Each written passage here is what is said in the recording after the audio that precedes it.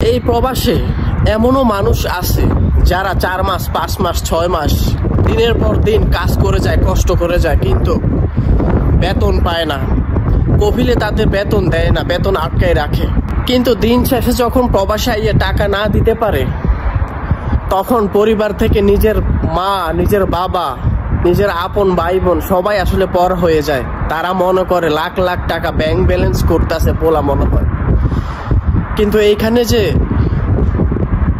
দুঃখী প্রবাসীরা বেতন পাইতেছে না, কষ্ট করতেছে দিনের পর দিন, রক্ত পানি করতেছে, কিন্তু খাওয়া মিলতেছে না, থাকা মিলতেছে না, এত কষ্ট করতেছে, এটা তারা বুঝে না, এটা তারা বোঝার চেষ্টাও করে না। 10-12 ঘন্টা কাজ করার পর অনেকে তো ঠিক মতো একটু খাবার পায় না, একটু শোয়ার জায়গা পায় না। এক রুমে 15 জন 20 জন একসাথে একজনের উপরে একজন গাদাগাদি করে থাকে। হায় রে কষ্ট, এটা কি দেখে দেশের মানুষ? এটা তো কেউ দেখে না।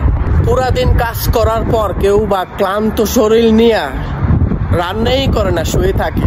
পুরা রাত ক্ষুধার যন্ত্রণা এদিক সেদিক করতে থাকে, কিন্তু এক মুঠো খাবার কেউ মুখে তুলে দেওয়ার মতো নাই। এটাই প্রবাস লাইফ ভাই।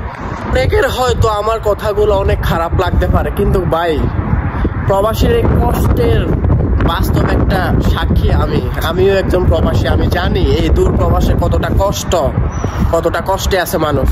অতএব সকল প্রবাসীদের ভালোবাসবেন, সম্মান করবেন, রেসপেক্ট করবেন, তাদেরকে মাথায় তুলে রাখবেন। দেশে যাওয়ার পর প্রত্যেকটা প্রবাসীকে স্যালুট জানিয়ে আজকের জন্য আমি ভিডিও শেষ করলাম। আল্লাহ হাফেজ।